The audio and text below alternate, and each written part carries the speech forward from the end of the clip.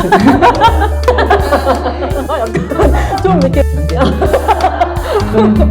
네, 안녕하세요, 여러분. 저는 유튜브 오늘은을 운영했던 최별이고요. 원래는 방송국에 다니다가 지금은 북촌에 살면서 로컬 브랜드 기획자로 좀 살고 있습니다. 오늘은을 보셨던 분들은 아실 텐데 제가 원래도 어른이라는 주제에 관심이 많았어요. 그래서 그 주제로 이제 온유에서 이런 토크를 한다기에 제가 바로 달려왔습니다. 빨리 이제 소개를 해야 될 것 같은데 오늘의 주인공이세요. 심혜경 작가님을 소개합니다. 네.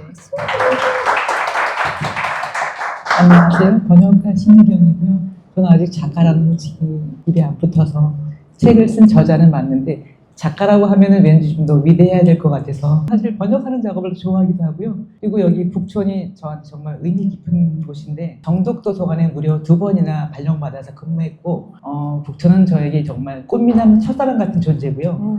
지금 현재 사는 곳은 서촌이지만 듬직하고 말없이 저를 뒤에서 지켜주는 배우자 같은 그런 존재.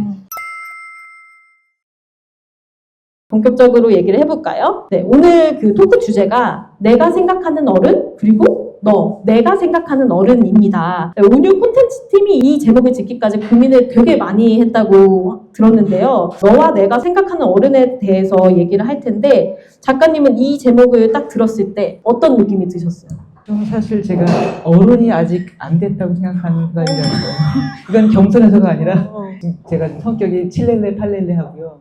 생각이 짧은 편에 속하거든요. 선생님이 생각이 짧으면 생각이 너무 길면 못 쓴다 이렇게 생각하고 있어요. 그래서 어른에 대해서 제가 뭐를 얘기할 수 있을까 고민을 했는데 오늘 얘기하다 보면 나오지 싶어요. 그쵸. 저도 어른에 대해서 오늘 이야기를 한다니까 사실 그리고 저는 오늘은이라는 채널 이름이 오늘을 사는 어른들이었어가지고 어른에 대해서 뭐라고 생각하냐라는 질문을 되게 많이 받았었어요. 근데 그때마다 사실 제 대답이 항상 달랐고 오늘도 또 그 질문이 나올 텐데 무슨 얘기를 하지? 라고 생각해 봤을 때 잘 생각은 안 나더라고요. 근데 분명히 오늘 대화를 통해서 저희가 방향성은 같이 찾을 수 있지 않을까라는 생각이 드네요. 선생님 온유에 이전에도 혹시 오신 적 있어요? 초기부터 저는 여기 알고 있었는데요. 정말로? 청동 지인이 핫한 카페가 생겼다고 제가 또 신상 카페는 또 사족을 못 쓰니까 와서 음료수 되게 신기하게 많이 먹고 근데 그때 이미 여기에 아카데믹한 분위기가 풍겼어요.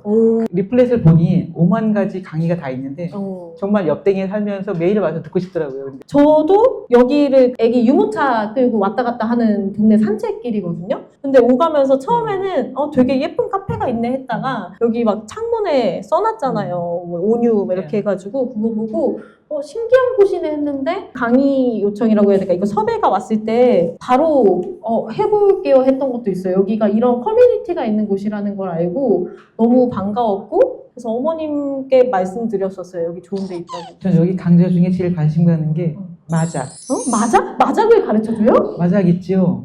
그건 한자를 모르면 좀 약간 진입자격이 높을 수 있는데 노름은 아니라고 생각하면서 배우려고요. 한자 공부 삼아 한번 해보고 싶어요. 저는 이런 거예요. 약간 여기 보면은 성우 수업 같은 거 있잖아요. 저희 어머니도 그런 거 관심 있으셨어요. 뭐 성우 수업 같은 거 하고 싶다. 다양한 수업들이 사실 실제로 얼마나 잘 되나도 궁금하긴 했는데 여기 그 위에 올라가 봤거든요. 그 미술 교실도 있고 그래서 좋아 보이더라고요. 그래서 이거를 좀 더 빨리 알았으면 좋았을 걸이라는 생각을 하면서 좀 넘어가 봅니다.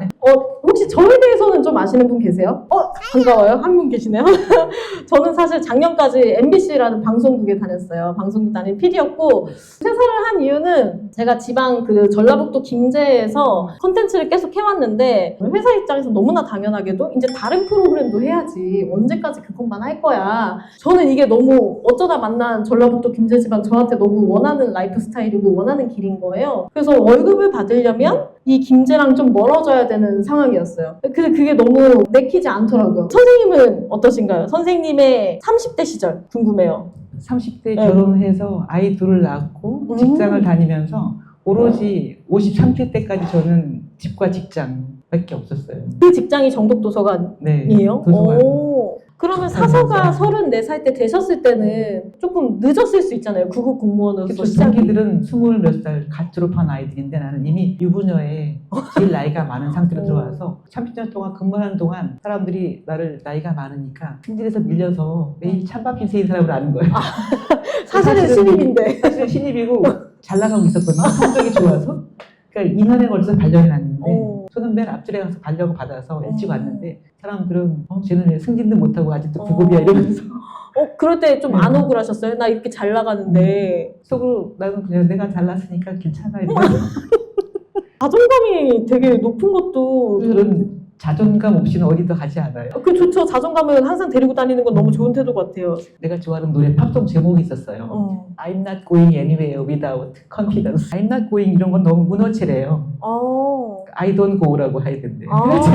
그러면 내가 문법에 틀렸다고 생각하는 게 맞는 틀리진 거네? 않았어요. I'm not going. 비동사 플러스 ing 맞아요. 저도 오늘 선생님 나이를 저기서 처음 알았어요. 근데 믿기지 않았어요. 저희 시어머니랑 동년배라는 게. 그래서 오늘 저의 목표는 이분과의 대화를 통해서 이분은 왜 이렇게 젊은가에 대해서 느끼는 거거든요. 근데 그런 게 조금씩 힌트가 있는 것 같아요. 그 자신감. 머리 염색을 잘하면 돼요. 그래서 저는 어쨌든 책방을 하고 있고 지금은 근데 책방만으로 생계를 유지하기가 힘들어요, 여러분. 저는 사실 퇴사를 하면 책방이 본업이 될 줄 알았는데 여전히 먹고 사는 문제를 해결해야 되니까 책방이 본업이 안 되더라고요. 그래서 저는 지금 완전히 새로운 길을 걷고 있는 30대거든요. 그래서 불안하기도 하고 기쁘기도 하고 설레기도 하고 혼란을 겪고 있어요. 그래서 선생님의 30대가 궁금했어요. 선생님 30대는 어땠나? 애를 둘이 낳았으니까 두 아이가 나중에 나한테 나를 왜 낳아서 이럴 수 있잖아요. 난 처음에 애들 찾자마자 제가 먼저 한 얘기는 그거였어요. 너희들 나한테 나를 왜 낳았냐고 묻지 마라. 나도 똑같이 나왔다. 그럼 물으면 안 되는 거죠.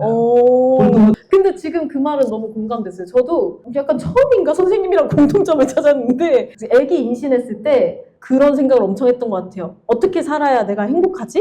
이제 애가 나오면 돌이킬 수 없잖아요. 다시 들어가라고 할 수 없으니까 내가 가고 싶은 길을 가야 애한테 저는 반대로 내가 너 때문에 불행해졌어라는 말을 하기가 싫은 거예요. 요즘 사람 마인드일 수도 있는데 그런 마음이 살짝 든 게 인지상정입니다.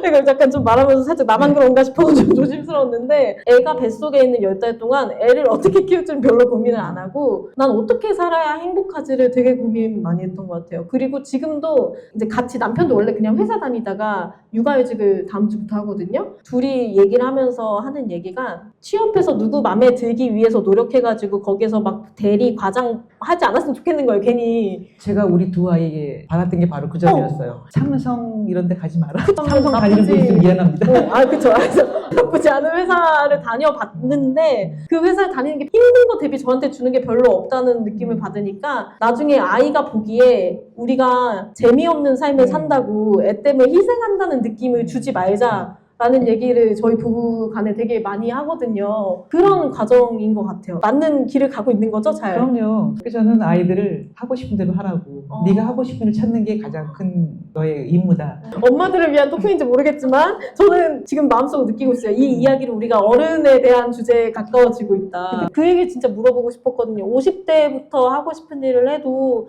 충분히 시간이 있다고 느끼시나요? 라는 질문을 하고 싶었어요. 네, 저는 그래서 50이 되었을 때부터 생각을 하기 시작했는데 공무원은 60세가 정년퇴직 나이인데 60이 돼도 그렇게 많이 늙어 있을 것 같지 않더라고요. 그런데 그러면 그 나날들을 내가 어떻게 보낼 것인가 했더니 책과 관련된 일을 해야 되겠다. 어차피 책 위주가 도서관에 들어온 사람인데 책 아니면 제가 뭐가 있겠냐 싶어서 출판 번역을 하게 된 거거든요. 선생님 그러면 30대 40대 후배들 만나면 아까 이런 얘기 해주고 싶다. 아직 늦지 않았다는 얘기도 해주고 싶고 50대부터 시작해도 충분히 시간이 있다라는 얘기도 해주고 싶고 근데 작가님의 또래 친구들보다 젊은 친구들 많이 만난다고 얘기 들었던 것 같아요. 저는 대학생부터 매일같이 즐겁게 노는 사람이 전부 다 30대, 40대도 있는데 벌써 50대만 돼도 70년대를 넘은 그 사람들은 확고하게 자기 인생관이 서 있는 사람들이기 때문에 내가 변화를 주고 그 변화하는 모습을 즐길 확률이 없어요. 그럼 재미가 없잖아요. 20대하고 얘기할 때 제일 좋아하는 그거는 그 아이들이 좋아할 만한 질문을 계속 퍼붓는 거예요. 제가 원래 질문이 많거든요. 호기심이 많다 보니. 그런데 20대 애들한테 대화할 수 있는 빌미가 되는 거라면 질문을 던져주면 이 사람은 이런 질문 하는 거 보니 자기 재밌겠다. 같이 얘기할 만하다. 그래서 저는 20대 25살 이런 애들하고 매일 같이 놀면서 지난번에 어학교 다닐 때 도쿄에 가서 6개월 동안 어학교 다녔는데 20살부터 25살까지 애들인데 정말 젠지 애들한테 배울 게 많은데 영어로 채팅할 때 축약된 단어를 엄청 많이 쓰잖아요. 우리도 마찬가지잖아요. 어떤 거는 앞자리만 떠서 말하는데 축약어가 아닌 것들도 있고 축약어인 것도 많고 그래서 맨날 적었어요, 노트에다가. 이거 나중에 써먹어야지. 걔네들이 좋아해요. 그렇죠. 그렇게 걔네만 아는 단어를 내가 얘기하니까. 젊은 사람들과 어울리면서 지내는 것도 어떤 이런 열정을 유지하면서 지내는 것에 충분히 도움이 되는 것 같아요. 그럼 선생님 요즘에 어떤 취미나 관심사 이런 건 뭐가 있으세요? 저는 이제 마작을 배워보고 싶고요. 맞아. 진심이셨구나. 제가 악기를 다루다 다 포기했는데 바이올린은 끝까지 가야 되겠다. 바이올린은 없애지 않고 집에 모셔뒀고요. 그림을 계속 모든 거 다 해봤거든요. 수채화부터 뭐 데생, 드로잉, 펜화 이런 거 다 해봤는데 그 다음에 아이패드 드로잉을 하면 손쉽게 뭐가 될 줄 알았어요. 왜냐하면 파일 불러다가 그 위에다 얹어서 내가 몇 개 끄적거리면 작품이 됐는데 그래서 그것까지 배웠는데 결론은 아이패드도 필요 없다. 이런 걸 다 직접 해봐야지 그 다음에 깨닫게 되는 거거든요. 그러니까 하고 싶어 할 때 다 해보라는 거예요. 저 바이올린 3만 원 주고 샀거든요, 당근에서. 근데 정말 좋은 게 왔어요. 그렇게 당근에서 득템했다는 사람들 보면 너무 부럽던데 저는 네, 그런 적이 저는 젊은 사람들 풀어서 오늘은 얘한테 부탁하고 내일은 쟤한테 해서 한 달에 돌려막을 수 있는 인원이 저희 젊은이들이 있어서 젊은 내일은 사람들이- 네가 쿠팡을 해다오 이렇게 젊은 친구들이 선생님 좋아하는 거 맞아요? 앵벌이를 시키는 거야. 내가 생각하는 어른에 대해서 좀 얘기를 해봐야 될 것 같은데 작가님은 이 어른 참 멋있다 하는 생각 해보신 적 있어요? 어떤 사람, 어떤 어른이 만날 때 반하게 되는지. 생각을 해본 적이 없는데요. 오히려 아무것도 없이 처음부터 똑같이 다른 사람하고 평범하게 시작한 사람들이 성공하는 게 훨씬 더 희망을 주는 것 같아서 그런 어른을 찾고 있는데 그 김장하 어른 그분 같은 분 전혀 책도 아직 안 보고 본 적이 없는데 무조건 존경하기로 했어요. 넘사벽이죠, 넘사벽. 네, 달리 존경할 분은 너무 많은데 그쵸. 사실은 제가 누굴 존경하느냐 그러면 이제 제일 존경하는 사람은 1번은 세종대왕.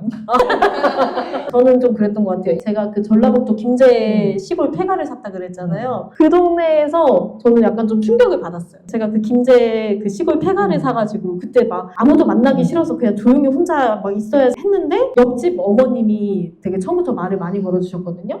마음은 진짜 저랑 똑같은 그냥 어린 마음인데 어른스러워지려고 노력하는 거구나라는 걸 어느 순간 그 동네 어른들을 보면서 깨달았어요. 그래서 사실 저는 김제에서 되게 받은 게 많아요. 정서적으로도 되게 힐링됐고 그러니까 세상을 좀 삐뚤고 모나게 봤다면 이게 그냥 어른이라면 의뢰 이렇게 행동하는 거구나를 알게 돼가지고 그런 걸 보면서 저도 저렇게 무심한 듯 챙겨주는 그 모습이 스스로 어른스럽다고 느끼는 것 같고 저도 약간 그런 어른이 되려고 노력하게 되는 것 같아요. 그렇게 살고 있습니다. 우리 우선은 질문을 받으면서 얘기를 좀 정리를 해보고 싶은데 혹시 이 정도 얘기해서 나 이거 궁금했다. 오늘 여기 오면서 이런 거 좀 얘기해보고 싶었다 하시는 분 있으시면 손 들어주시면 좋을 것 같은데. 나이가 들어가면서 좋은 어른이 되고 싶다라고 하는 생각을 갖고 와서 그런 것들을 들으면서 어떻게 어른이 되고 싶은지. 그래서 저도 항상 내일이 궁금하기 때문에 그 궁금함과 호기심으로 그냥 버티고 있는데요.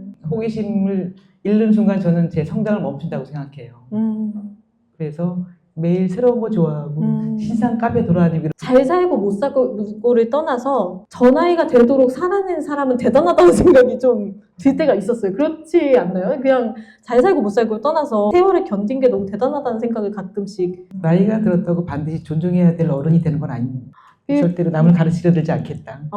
나에게 와서 친구를 구하면 모를까 절대 어떻게 이렇게 저렇게 하는 게 좋을 것 같다는 말은 입에 담지 않겠다. 그거 남들에게 충고하는 거 정말 함부로 하면 안 되거든요. 질문을 할 때도 신중하게 답해야 되지만 원치 않는 충고를 하는 사람은 누가 이뻐하겠어요. 그래서 선생님 너무 제 눈 똑바로 보고 말씀하시니까 내가 지금 그랬나? 그러지 않으려고 할게요. 예뻐서 본 거예요. 네, 대답이 되셨을까요? 이제 그 작가님은 70대를 그렇게 남에게 충고하지 않고 여전히 호기심을 잃지 않으면서 살고 싶다고 하셨는데 또 이어서 궁금하신 거 있으신 분? 네. 가보지 않은 길을 앞두고 있을 때 스스로 좀 불안이나 걱정도 있으실 것 같거든요. 근데 들었을 때는 되게 여유롭고 그냥 그때그때 어떤 길을 선택하는 데 있어서 되게 과감하게 하시는 것 같은데 그렇지 않은 성향의 사람은 이 길을 가다가도 잘못되면 어떡하지? 그런 상황에 처해 있는 사람이 있다면 그런 상황의 집약체가 바로 카페에서 공부하는 할머니거든요. 그러니까 저는 뭔가 하고 싶어서 시작을 했는데 그만두기 정말 수두룩빽빽 많아요. 근데 실패한 게 너무 많아서 그 책에 다 못 적었거든요. 그렇기 때문에 가보지 않은 길에 대한 두려움은 누구나 있는데 이분법을 택하면 명쾌해져요. 두려움은 하지 말아야 되는데 두려워도 하고 싶다 그러면 해야지 이런 게 되는 거죠. 제가 내리 쓰는 충고는 거기까지. 해보자 그러면 누구도 몰라요. 답을 낼 수 없어요. 저 얼마 전에 막 위경련으로 실려가고 그랬거든요. 스트레스 너무 많이 받아가지고. 선생님이 아까 그 얘기 하셨잖아요. 백조 같아 네. 우아해 보이지만 되게 열심히 노력하고 있다는 말이 사실은 다 여유로워 보여도 속으로는 다 그렇게 살고 있는 것 같아요. 저도 여기 와서 뭐라고 이런 거 하고 있지만 그러니까 위경련은 자기 관리의 실패 이렇게. 세상에! 너무하죠. 우리 엄마가 네. 그래서 다들 용기 있게 잘 살아가시길 바란다는 말씀을 전합니다. 네, 감사합니다. 고생하셨습니다.